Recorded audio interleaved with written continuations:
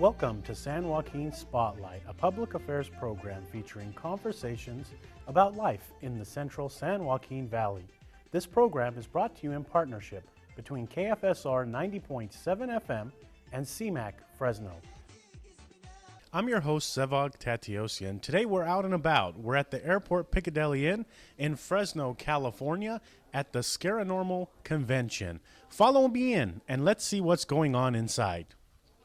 We are here with Sid Haig, the one and only from Fresno. Sid, what's happening? Hey, we're having a good time here doing a horror film convention. Yeah, Scareanormal. Scareanormal. Sid, is this the first of its kind in Fresno? Because I haven't heard of anything like this. Absolutely the first ever. Yeah, and people, really kind of don't know how to react to it all yet, but everybody's warming up to it, and people are really starting to get involved and having a good time. Sid, why is it important for our audience members to come out and support an event like this? It's 100 plus degrees out there. Why would you suggest people come out here? So that they can see that we're really not serial killers. Okay? We all have children, families, everything's good, and we're having a good time. There's a lot of really nice people here. What should someone expect by coming out here? I mean, just in front of you is the creator of Friday the 13th. What else should people expect today by coming out? You can expect to have a good time. People are really friendly. All of the celebrity guests are really friendly and totally approachable. Except me, I eat people. But that's all right. And it's just a good experience, There's going to be people in costume walking around, and there was a lot of costume people here yesterday, and I think they had a zombie fashion show last night, and there's just all kinds of stuff that's going on. It's nonstop. Who all is here? I mean, are creators here, are writers here, are actors here? I mean, talk about the people that are going to be in the room. There's people from every aspect of this industry here today and tomorrow. They were here yesterday too, but not only actors but writers and special effects makeup people, producers, you name it. It's a whole mixed bag of people from all aspects of the business. What are you working on next? Because I understand that you're a very busy individual. You've been doing a lot lately, but what should the audience expect from you? My next breath. I'm really very busy. In the past 2 years, I've done 10 films. I'm doing 16 of these conventions this year, winding up the end of November in Germany and Paris, and then I'm going to come home and rest. Interesting. Germany and Paris. Are you finding that the other countries love the horror stuff as well? Or is this just a U.S. thing? Oh, no, it is definitely not a U.S. thing. There's an amazing film festival in Sitges, Spain. It's the largest horror film, fantasy, sci-fi film festival in the world. I was there 2 years ago, and there were over 100,000 people. And they started screenings at 8 o'clock in the morning and finished at 2 o'clock the next morning. And they did that straight through for 10 days. Sid, how can people find out more information about you, what you're working on, your travels, and all the other stuff about Sid Haig? Ask me. Phone number is, no. Come to my website, sidhaig.com. Okay? I have all my appearances scheduled, exactly where they're going to be, when they're going to be, the things that go on there. I've got hot links to each and every horror convention website, so you know who else is going to be there and what's going to go on, all the different events and everything. So you come to my website and you will know more about me and what I do than you ever wanted to. Just out of curiosity, how did you get involved in horror movies? You've played in some pretty gruesome stuff. Money. Simple answer, money. Yeah. No, people wanted me to do it, and so jumped in. The money was right, the people were right, scripts were right, and so you do it. Any regrets that your career went that direction? No, none whatsoever. What other, if I was doing nothing but romantic comedies, okay, who would come and pay me money to charm them for 2 minutes, okay? What is that? That's stupid. They come here because and a lot of people approach the table very cautiously. They don't know what's up, but then I crack a joke and everybody's, oh, okay, good, he's all right. Yeah. Thank you, Sid. Good luck to you. Safe travels. Sounds like you're going to be around the world pretty soon. Yep, that's me. I'm in the air so much I'm growing feathers.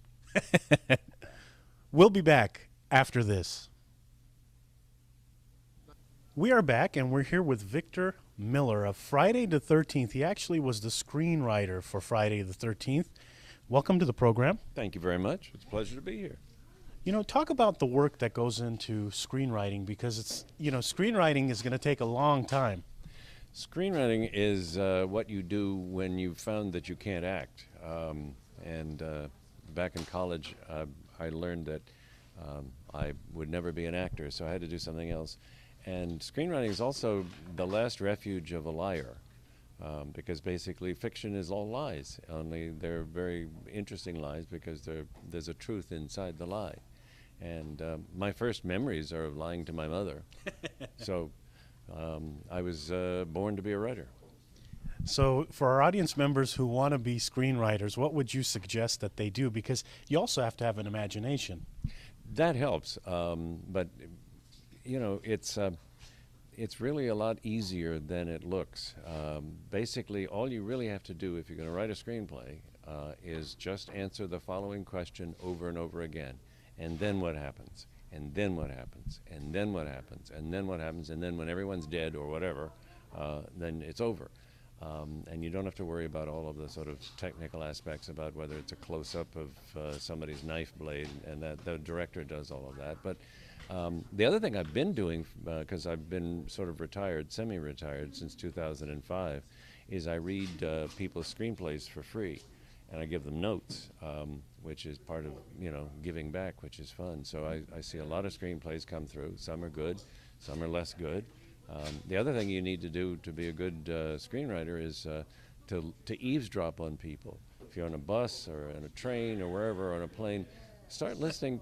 Listen to how people really talk. And then you don't write a screenplay with a scene like, hello there, I'm so glad to see you, it's nice to be here, you know, and you begin to pick up how people really speak, and that's, you're off and running.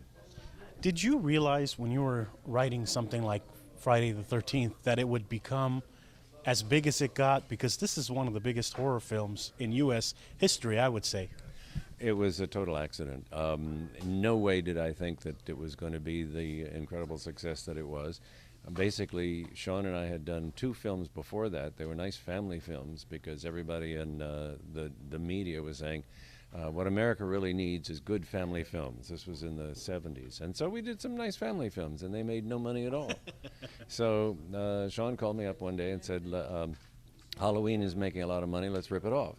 So I went to see Halloween and figured out, thanks to John Carpenter and Deborah Hill, how to write a horror movie. I wrote Friday the 13th, and the rest is cinematic history. What's next? Anything next? Or you mentioned you're retired, so any other projects that we can expect from you, or it's kind of like that's it? Well, no, it's not it. I mean, I was at the Big Bear Lake Horror Film Festival a couple of years ago, met this guy, and we hooked up with another guy and wrote a horror movie on Skype. And then after that, I wrote a screenplay with my son, and right now I'm writing 2 screenplays, one with a friend on Skype and another with my good, great friend Harry Manfredini, who wrote the music for Friday the 13th, that famous line of a classic that everybody knows. Right, and we're having great fun, and hardest thing in the world is to sell these things. The easy part's writing them, and I'm not very good in sales, but the fun part's writing them, and even if they don't get made, the experience of writing, I mean, for instance, in Friday the 13th, I used all of the nightmares I'd had as a child. That's where you get your stuff. I mean, because I'd always been afraid as a kid of having somebody under my bed. I always checked under the bed every night before I went to sleep. So in Friday the 13th, I put Mrs. Voorhees under the bed, and Kevin Bacon got the arrow through his neck. And that's, you just sort of run with that kind of stuff, and it becomes a really cleansing, wonderful, fulfilling thing. So even if Friday the 13th hadn't gone anywhere, it was fun for me. Plus Mrs. Voorhees, who is the actual villain in Friday the 13th, not Jason, she was the mother I never had. Because my mother, if I had drowned, my mother would have said to me, it's your own damn fault. You weren't being careful. Whereas Mrs. Voorhees, because her son drowned because they weren't paying attention, she took out a machete and said, where are they? I'm going to kill those guys, And this was my dream mom. Granted, she was incredibly crazy, but what a great mother to have who would go to homicidal lengths to take care of the bullies who were mean to you. What advice would you give to people who want to get in the industry and write? You mentioned listen, observe, but it sounds like there's a little bit of truth in some of your work that you're doing. Lots of truth, and you only learn by doing. And when you're sitting there with that word processor or whatever you got, stuff's going to come out. I didn't know for years what Mrs. Voorhees represented to me. It was thanks to a really nice psychotherapist who said, Victor, I can't believe you don't know why you wrote Mrs. Voorhees the way you wrote her. She was the mother you never had. Holy moly, that's amazing. So my advice is stop talking about it. Stop telling your friends at parties that you have a great idea for a horror film. Start writing it. Send me the screenplay. I'll give you notes. I don't think I can sell it for you, but I can do that part. How can people find out more information about you and what you're doing? A wonderful question. Thank you for asking. Just like Sid Haig, I got except mine is www.victormiller.com, and you can find my entire gruesome life story, and also an email contact so that you can send me whatever you want. And guaranteed, I will not steal anything you send me. So don't worry about my plagiarizing your stuff. And we have that on camera, so if you ever take some of the stuff we're sending, we're coming after you, sir. Absolutely, and not to worry. Thank you so much, Victor Miller, Friday the 13th screenwriter. We'll be back after this. Welcome back to San Joaquin Spotlight. We have Noelle G here, and we're at a conference. What's going on over here, Noel? What's cracking is just a bunch of homies are getting together, people who've done movies and special effects, writers, makeup artists, all kinds of different things. And we're just having a convention out here in Fresno. And, we're just chilling, hanging out with the fans and just, talking and acting a fool and being funny and having a good time. I see the Dodgers hat on your head. That tells me that you're from Southern California. Is that correct? Yeah. I'm from L.A., but I'm not like hardcore, I just wear the hat, that's all. Had you ever heard of Fresno before coming here? I mean, we're about 3-hour drive from where you're from. Yeah, actually, my wife is from Sacramento, so she has some family out here and in Sacramento and stuff like that. So, I've heard of Fresno, you know what I mean? I got love for Fresno. So how did you get involved in the movie industry? I mean, people know you from things like The Dark Knight. I mean, from the movie with Jim Carrey. Talk about how you got involved in the industry. It was kind of like just right place, right time. I was in an acting class. I was acting a fool. Never thought about acting a day in my life. I was actually there for my girlfriend at the time. She wanted to be an actress. And it was funny because a producer was sitting in class. He was scouting out talent, right place, right time. Never thought about acting a day in my life. And he asked me if I wanted to be in a Taco Bell commercial. And the first thing I ever did in my life was a Taco Bell commercial at the age of 15 years old. And, I liked it. And ever since then, I just said, hey, how do you do more of these commercials or TV shows or whatever have you? He hooked me up with the manager, and I've been doing it ever since. So the last thing we saw you in was The Dark Knight. Talk about what you were doing in that movie, and how did it feel to be on the set with Batman? Yeah, that was kind of a crazy story because I did this other movie with Christian Bale. I don't know if you guys seen Harsh Times. It was me, Christian Bale, and Eva Longoria. And I worked with Christian Bale on that movie for like 2 weeks. So me and Christian Bale, we stayed connected, and I emailed him, and I said, hey, I just got an interview for Batman. Can you drop a word for me? And he dropped word. And I guess when Batman himself says, put this guy in a movie, you're going to be in the movie. So that's how that came about, So it was cool, man, to work on Batman. How long did it take to actually film that scene? Because, I mean, the scene was what, about 5-10 minutes, but I bet you it took a lot of work. Yeah, it was a lot less than 5 minutes, but it was just a cameo. But it was just one day of work. I don't know what they're thinking, man. They put a cholo in Gotham City, man. I don't know what's going on. But it was cool. I had a lot of fun doing it. Was it really cold out there? You were in the middle. There was ice in front of you. No, it was all fake ice. They had fiberglass. We actually filmed that in a ditch in downtown LA, and they put the fiberglass out there. They had the snow machines. They spray painted the fiberglass black, make it look like dirty snow. And, that's how we did it. It's just the tricks and the effects, special effects of Hollywood. That's how it goes down. So what else can we expect from Noelle G? Anything else you're coming up with in the future?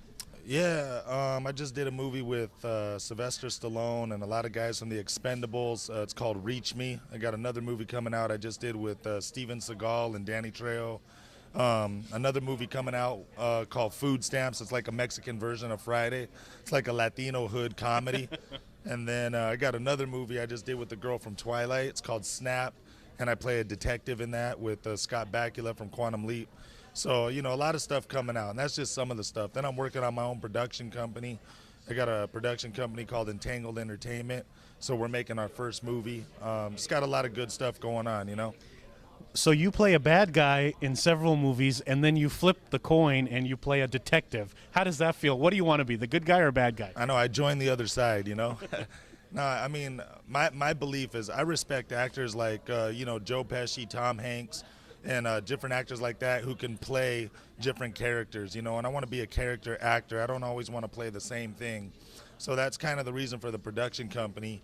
So, the gangster role will only take you so far in the business, you know what I mean? I can't be playing a gangster at 65 years old, so, I want to be able to branch out and play different roles and do different things. Noelle G, how can people find out more information about you? You could go to my website. It's called Godsters.com. Instead of keeping it gangster, keep it Godster. So it's Godsterz. Go to Godsters.com. Check me out more over there. And, that's what's popping. And you're going to see our movies on the screen soon. Entangled Entertainment, entangling people into the kingdom of Christ. And that's what's up, making movies for Jesus. Peace out. Thank you so much for the interview. We'll be back after this. Welcome back. We're here with Ken Ferreira. Did I say that right? That's correct. It's not for he, it's for hey. No, Foree. Foree. F-O-R-E-hyphen-E. So it's French, and it's F-A-U-R-E in France. And so you're in Fresno right now. Had you ever heard of Fresno? Because you're in the movie. Heard of Fresno? Are you kidding me? The Fresno University, the Bulldogs. Is that Bulldogs, the Fresno State Bulldogs. Fresno State. Jerry Tarkanian was up here. I remember him up here. I remember some of the players. I watched. As a matter of fact, I believe my cousin played for Ball State, and they played a game here 20 some odd years ago. Raisin Bowl? Yeah, Raisin Bowl, you're right. Yeah, exactly. He was the most valuable player for the Raisin Bowl. He was out of Ball State, yeah. Well, what's going on today? You're here on one of the hottest days of Fresno, by the way. Oh, I just came to just lay under the sun and enjoy myself by the pool. Are you kidding me? It's crazy out there. It's 110 degrees. It's like Palm Springs, yeah. So talk about some of the projects. You were in the Devil's Rejects. Talk about how that project came about. Well, my agent sent me a script from Rob Zombie, and I read it. And my agent called, "Did you read the script?" I said, "Yes, I read the script." I said, "Well, we'd like to see you." I went down and met Rob. He was a fan, and we talked, and that was basically it. We had about a half-hour meeting, and I was on board. What other projects are you currently working on? Anything, or you've got anything that just closed out? Well, the Lords of Salem just opened in April. That was Rob Zombie's latest effort, and I'm waiting for 3 right now, starting in July and August. So I should be. What's a typical day like for you? I mean, you're here in Fresno today. You're going to be here for a couple of days. But what about every other day? I mean, we heard from Mr. Sid Haig over there, who's watching this interview closely, and he's traveling around the world. He's going everywhere. He lied. He just flat out lied. I don't know what's wrong with it. It's something he's been eating lately. He just, every time he gets a mic in front of him, he wants to say he's traveling all over the world. He's in L.A. with me. Here he comes now. Here he comes. Here comes Sid Haig. So is this how the horror films happen? I mean, is this what's... We think of unusual and strange and disgusting things to do to each other, and then it eventually ends in the script. One of the questions I have is, do these movies scare you as well? I mean, while you're shooting them, obviously you're a part of it, but after, when you watch it or watch other films, are you scared? Sometimes I'm caught off guard, of course, yeah, and it's more of an appreciation. Wow, that was pretty intense. So that was well done, or I saw that coming, or boy, that was crappy. So it's a mixture of emotions, but I'm rarely scared of something that I've been involved in, because usually I see them prepping for it. I'm behind the scenes. I see it. I see it from I guess the beginning of the process of putting together the special effect to to filming it. So I get a chance to see it. So I'm not. How are you afraid of that? You know.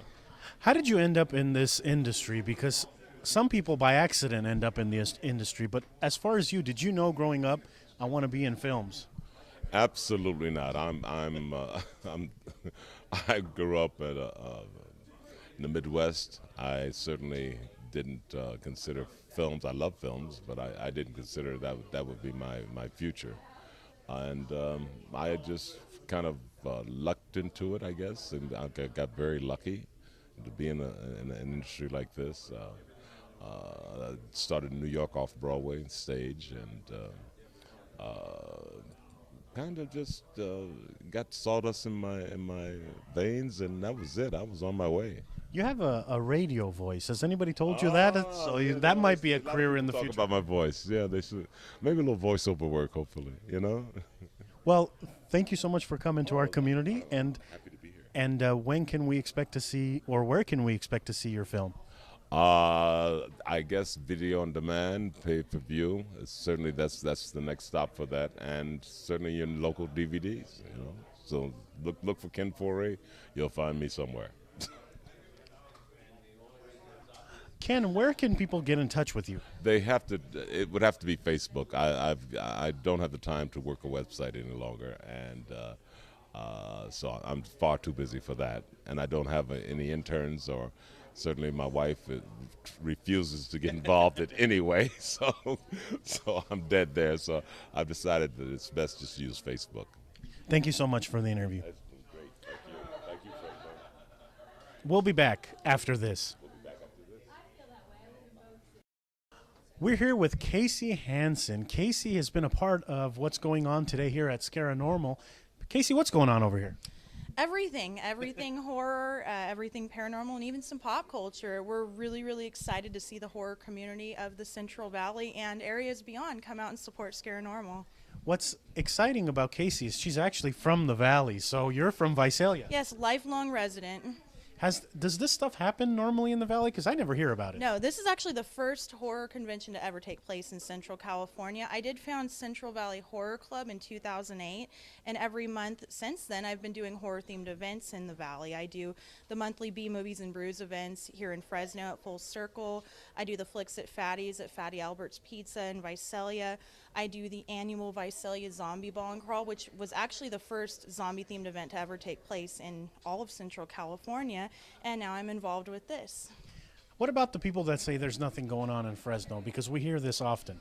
I hear that all the time, and that was actually one of the primary reasons I wanted to start Central Valley Horror Club. I didn't think that it was right that we had to travel 3.5 hours to do something really, really fun, and one time a year spend a bunch of money. I said there could be a horror community here, and I said I'm going to throw it out there. If it takes off, it does. If it doesn't, it doesn't. But fortunately, it did take off, and it led me to being involved with something like this and meeting so many amazing people, and getting to bring this event right to the backyard of the Central Valley residents, because a lot of people, they've never been able to attend a con before. It's too expensive. They don't have the means of transportation, and it's amazing that we get to do this for the community. So should we expect something like this next year? This year it's going great. I see a lot of people in there, and we're early into the program. We're already talking about next year. That's incredible. Casey, where can people find out more information about you? I know that you have some blogs and stuff you're working on. Yes, I actually run the homicidalhomemaker.com, where home economics meets horror. I've been featured on FearNet, the Huffington Post. I'm often approached in local stores. People say, "Aren't you that girl that makes the gross food on the news all the time?" What I primarily want to do is make food that's gruesome and disgusting looking, but it's stuff you actually want to eat. Often there's so many recipes online that, yeah, they look gross and they were good for a party, but nobody actually wants to eat them.